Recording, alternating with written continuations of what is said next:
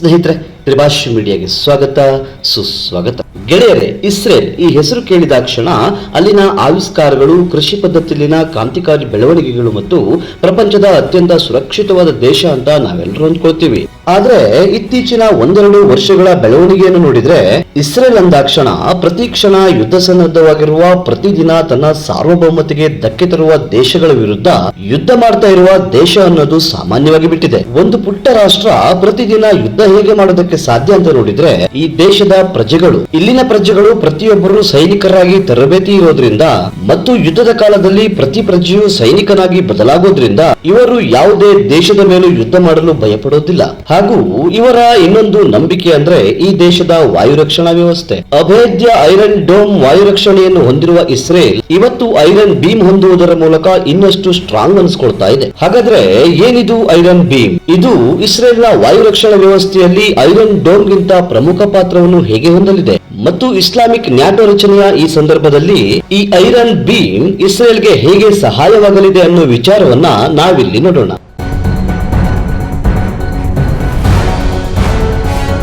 ಗೆಳೆಯರೇ, ತಂತ್ರಜ್ಞಾನದ ವಿಷಯಕ್ಕೆ ಬಂದ್ರೆ ಇಸ್ರೇಲ್ ಪ್ರಪಂಚದ ಕಿಂಗ್ ಅಂತಾನೆ ಹೇಳ್ಬಹುದು. ಇಂತಹ ವಿಶೇಷ ಯುದ್ಧ ಕೌಶಲ್ಯವನ್ನು ಹೊಂದಿರುವ ಇಸ್ರೇಲ್ ವಿರುದ್ಧ ಇಸ್ಲಾಮಿಕ್ ನ್ಯಾಟೋ ರಚನೆಯ ಮಾತುಕತೆ ನಡೆಯುತ್ತಿರುವ ಸಂದರ್ಭದಲ್ಲಿ ಯುದ್ಧದ ದಿಕ್ಕನ್ನು ಮತ್ತು ಆರ್ಥಿಕತೆಯನ್ನು ಚೇಂಜ್ ಮಾಡುವಂತಹ ಅಸ್ತ್ರವನ್ನು ಇಸ್ರೇಲ್ ಜಗತ್ತಿನ ಮುಂದೆ ಇಟ್ಟಿದೆ. ಈ ಅದ್ಭುತ ಲೇಸರ್ ಆವಿಷ್ಕಾರದ ಹೆಸರು ಐರನ್ ಬೀಮ್. ಈ ಲೇಸರ್ ಅಸ್ತ್ರ ಇಡೀ ಜಗತ್ತಿನ ಗಮನವನ್ನು ತನ್ನೆಡೆಗೆ ಸೆಳಿತಾ ಇದೆ.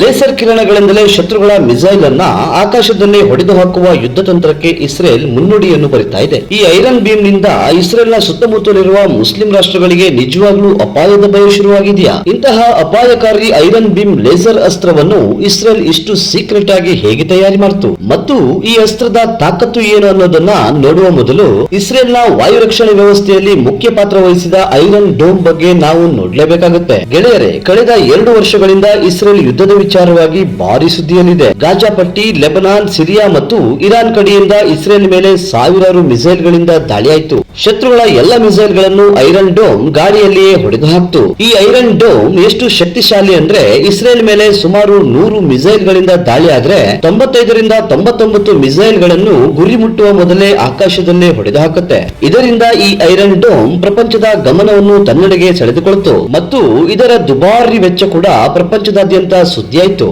ಇರಾನ್ ಕಡೆಯಿಂದ ಅತ್ಯಂತ ಕಡಿಮೆ ಬೆಲೆಯ ರಾಕೆಟ್ ಗಳು ಇಸ್ರೇಲ್ ಮೇಲೆ ಹಾರಿ ಬಂದ್ರೆ ಇಸ್ರೇಲ್ ಇದನ್ನು ಇಂಟರ್ಸೆಪ್ಟ್ ಮಾಡೋದಕ್ಕೆ ಐರನ್ ಡೋಮ್ ನಿಂದ ಹಾರಿಸುವ ಮಿಸೈಲ್ ಗಳಿಗೆ ದುಪ್ಪಟ್ಟು ಖರ್ಚು ಮಾಡಬೇಕಾಗಿ ಬರ್ತಾ ಇತ್ತು. ಇದರಿಂದ ಯುದ್ಧ ಮಾಡುವುದರ ಜೊತೆಗೆ ಆರ್ಥಿಕವಾಗಿಯೂ ನಷ್ಟವನ್ನು ಎದುರಿಸಬೇಕಾಗಿತ್ತು ಮತ್ತು ಇಸ್ರೇಲ್ ತನ್ನ ರಕ್ಷಣೆಗೆ ಲಕ್ಷಾಂತರ ಕೋಟಿ ರೂಪಾಯಿಯನ್ನು ಖರ್ಚು ಮಾಡಬೇಕಾಗಿತ್ತು. ಇಂತಹ ದುಬಾರಿ ಖರ್ಚನ್ನು ನಿಭಾಯಿಸುವುದು ಆರ್ಥಿಕತೆಗೆ ದೊಡ್ಡ ಹೊಡೆತ ಅಂತ ತಿಳಿದ ಇಸ್ರೇಲ್ ಇದಕ್ಕೆ ಒಂದು ಅತ್ಯಂತ ಅಗ್ಗದ ಪರಿಹಾರವನ್ನು ಹುಡುಕೋದಕ್ಕೆ ಶುರು ಮಾಡಿತು.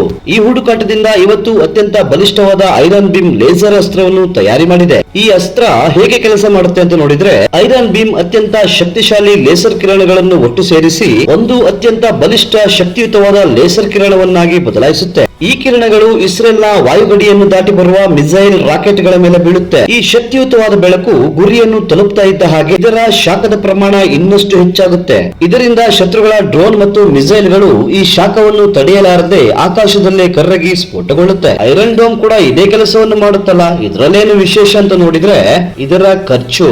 ಐರನ್ ಡೋಮ್ ಗೆ ಒಂದು ಮಿಸೈಲ್ ಅನ್ನು ಇಂಟರ್ಸೆಪ್ಟ್ ಮಾಡೋದಕ್ಕೆ 40 ರಿಂದ 45 ಲಕ್ಷ ರೂಪಾಯಿಗಳವರೆಗೆ ಖರ್ಚು ತಗುಲುತ್ತೆ.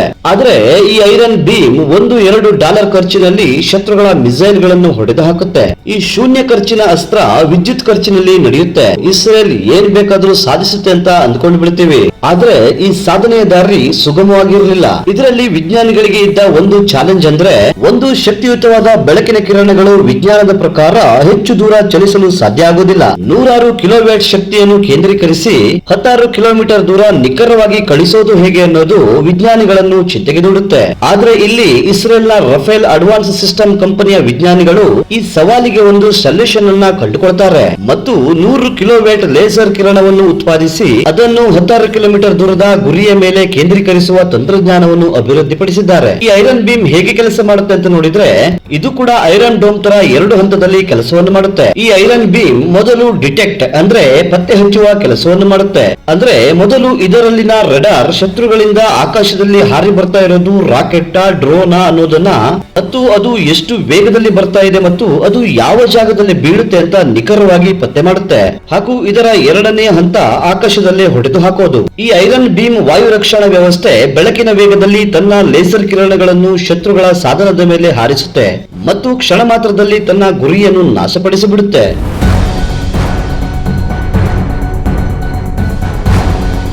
ಗೆಳೆಯರೆ, ಇಸ್ರೇಲ್ನ ರಫೇಲ್ ನಿರ್ಮಿತ ಈ ಐರನ್ ಬೀಮ್ ಇದು ಒಂದು ಪ್ರಯೋಗವಾಗಿಲ್ಲ. ಇಸ್ರೇಲ್ನ ರಕ್ಷಣಾ ಸಚಿವಾಲಯವು ಈ ಐರನ್ ಬೀಮ್ ಸಂಪೂರ್ಣ ಯಶಸ್ವಿಯಾಗಿದ್ದು ಕಾರ್ಯಾಚರಣೆಗೆ ಸಿದ್ಧವಾಗಿದೆ ಅಂತ ಅಧಿಕೃತವಾಗಿ ಘೋಷಣೆಯನ್ನು ಮಾಡಿದೆ ಮತ್ತು 2025ರ ವೇಳೆಗೆ ಮೊದಲ ಐರನ್ ಬೀಮ್ ಸಿಸ್ಟಮ್ ಅನ್ನು ಐಡಿಎಫ್ ಅಂದ್ರೆ ಇಸ್ರೇಲ್ನ ಸೇನೆಗೆ ಸೇರಿಸಿಕೊಳ್ಳಲಾಗುವುದಂತ ಹೇಳಿಕೆಯನ್ನು ಕೊಟ್ಟಿದೆ. ಇದರಿಂದ ಲೇಸರ್ ಏರ್ ಡಿಫೆನ್ಸ್ ಸಿಸ್ಟಮ್ ಹೊಂದಿರುವ ವಿಶ್ವದ ಏಕೈಕ ಮತ್ತು ಮೊದಲ ದೇಶವಾಗಿ ಇಸ್ರೇಲ್ ಗುರುತಿಸಿಕೊಳ್ತಾ ಇದೆ. ಈ ಐರನ್ ಬೀಮ್ ತಯಾರಿಕೆಯಿಂದ ಇಸ್ರೇಲ್ ಸುತ್ತಮುತ್ತಲಿರುವ ಮುಸ್ಲಿಂ ರಾಷ್ಟ್ರಗಳಿಗೆ ಅಪಾಯದ ಭಯ ಯಾಕೆ ಕಾಡ್ತಾ ಇದೆ ಅಂದ್ರೆ ಇಲ್ಲಿಯವರೆಗೆ ಹಮಾಸ್, ಹಿಜ್ಬುಲ್ಲಾ ಮತ್ತು ಇರಾನ್ ಅಂತ ದೇಶಗಳು ಇಸ್ರೇಲ್ ಮೇಲೆ ಕಡಿಮೆ ವೆಚ್ಚದ ಮಿಸೈಲ್ ಗಳಿಂದ ದಾಳಿ ಮಾಡ್ತಾ ಇದ್ರೆ ಈ ಮಿಸೈಲ್ ಗಳನ್ನು ಇಂಟರ್ಸೆಪ್ಟ್ ಮಾಡೋದಕ್ಕೆ ಇಸ್ರೇಲ್ ದುಬಾರಿ ವೆಚ್ಚದ ಮಿಸೈಲ್ ಗಳನ್ನು ಬಳಸ್ತಾ ಇತ್ತು. ಇದರಿಂದ ಇಸ್ರೇಲ್ ಮೇಲೆ ವಿಪರೀತವಾದ ಆರ್ಥಿಕ ಹೊರೆ ಬೀಳ್ತಾ ಇತ್ತು. ಈಗ ಈ ಬೀಮ್ ನಿಂದ ಪರಿಸ್ಥಿತಿ ಸಂಪೂರ್ಣ ಬದಲಾಗಿದೆ. ಶತ್ರು ರಾಷ್ಟ್ರಗಳು ಇಸ್ರೇಲ್ ಮೇಲೆ ಸಾವಿರಾರು ರೂಪಾಯಿ ಖರ್ಚು ಮಾಡಿ ಮಿಸೈಲ್ ದಾಳಿ ಮಾಡಿದ್ರೆ ಕಾಫಿ ಕುಡಿಯುವ ದುಡ್ಡಲ್ಲಿ ಅಂದ್ರೆ ಬರೀ 106 ರೂಪಾಯಿ ಖರ್ಚಿನಲ್ಲಿ ಈ ಐರನ್ ಬೀಮ್ ಶತ್ರು ಮಿಸೈಲ್ ಗಳನ್ನ ಇಂಟರ್ಸೆಪ್ಟ್ ಮಾಡಿ ಹೊಡೆದು ಹಾಕುತ್ತೆ. ಐರನ್ ಡೋಮ್ ತರ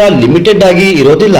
ಅಂದ್ರೆ ಐರನ್ ಡೋಮ್ ಮಿಸೈಲ್ ಗಳು ಖಾಲಿ ಆಗುವವರೆಗೆ ಕೆಲಸ ಮಾಡುತ್ತೆ ಹಾಗೂ ರೀ ಅಪ್ಲೋಡ್ ಮಾಡಿ ಇದನ್ನು ಬಳಸಬೇಕು. ಇದರಿಂದ ಒಂದೇ ಬಾರಿ ಸಾವಿರಾರು ಮಿಸೈಲ್ ಗಳು ಹಾರಿ ಬಂದ್ರೆ ತಡೆಯೋದು ತುಂಬಾನೇ ಕಷ್ಟ.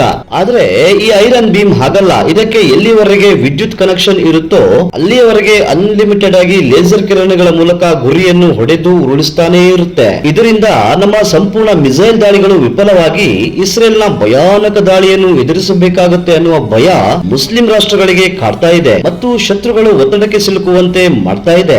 ಹಾಗೂ ಮುಸ್ಲಿಂ ರಾಷ್ಟ್ರಗಳಿಗೆ ಇಸ್ರೇಲ್ ಮೇಲೆ ದಾಳಿ ಮಾಡುವ ಮುನ್ನ ಈ ಐರನ್ ಬೀಮ್ ಭೇದಿಸಲಾಗದ ಸವಾಲಾಗಿ ಕಣ್ಮುಂದೆ ಬರ್ತಾ ಇದೆ. ಈಗ ಪ್ರಪಂಚದಲ್ಲಿ ಒಂದು ದೊಡ್ಡ ಸಂಚಲನ ಮೂಡ್ತಾ ಇದೆ. ಅದೇ ಇಸ್ಲಾಮಿಕ್ ನ್ಯಾಟೋ ರಚನೆ.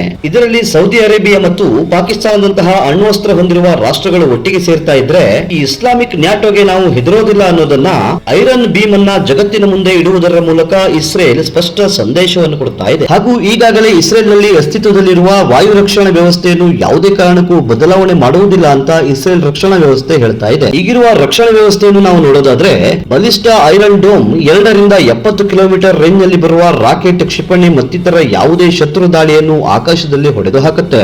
ಹಾಗೂ ಡೇವಿಡ್ ಸ್ಲಿಂಗ್ 40 ರಿಂದ 300 ಕಿಲೋಮೀಟರ್ ವ್ಯಾಪ್ತಿಯನ್ನು ಹೊಂದಿದ್ರೆ ಇದು ಕ್ರೂಸ್ ಕ್ಷಿಪಣಿಗಳನ್ನು ಉಡಾಯಿಸುತ್ತೆ. ಈ ರಕ್ಷಣಾ ವ್ಯವಸ್ಥೆಯ ಜೊತೆಗೂಡಿದ ಐರನ್ ಬೀಮ್ 10 ಕಿಲೋಮೀಟರ್ ವ್ಯಾಪ್ತಿಯಲ್ಲಿ ಬರುವ ಶತ್ರು ದಾಳಿಯನ್ನು ಯಶಸ್ವಿಯಾಗಿ ಉಡಾಯಿಸುವ ಶಕ್ತಿಯನ್ನು ಹೊಂದಿದೆ. ಇಸ್ರೇಲ್ಗೆ ಅಭೇದ್ಯ ವಾಯು ರಕ್ಷಣೆಯನ್ನು ಒದಗಿಸುವ ವ್ಯವಸ್ಥೆಯಲ್ಲಿ ಜಾಗವನ್ನು ಪಡೆದುಕೊಂಡ ಲೇಸರ್ ಐರನ್ ಬೀಮ್ ಮಧ್ಯಪ್ರಾಚ್ಯದಲ್ಲಿ ಶಾಂತಿಯನ್ನು ನೆಲೆಗೊಳಿಸುವಲ್ಲಿ ಪಾತ್ರವನ್ನು ವಹಿಸುತ್ತಾ ಅಥವಾ ಇನ್ನಷ್ಟು ಉದ್ವಿಗ್ನತೆಗೆ ಕಾರಣ ಆಗುತ್ತಾ ಅಂತ ಕಾದು ನೋಡ್ಬೇಕು. ಇದು ಗೆಳೆಯರೇ ಇಸ್ರೇಲ್ ಹೊಂದಲಿರುವ ಲೇಸರ್ ಐರನ್ ಬೀಮ್ ಬಗೆಗಿನ ಒಂದಷ್ಟು ಮಾಹಿತಿ. ಇನ್ನಷ್ಟು ವಿಶೇಷಗಳ ಜೊತೆ ಮುಂದಿನ ಸಂಚಿಕೆಯಲ್ಲಿ ಮತ್ತೆ ಭೇಟಿ ಆಗ್ತೀನಿ. ಅಲ್ಲಿವರೆಗೆ ಜೈ ಹಿಂದ್, ಜೈ ಕರ್ನಾಟಕ.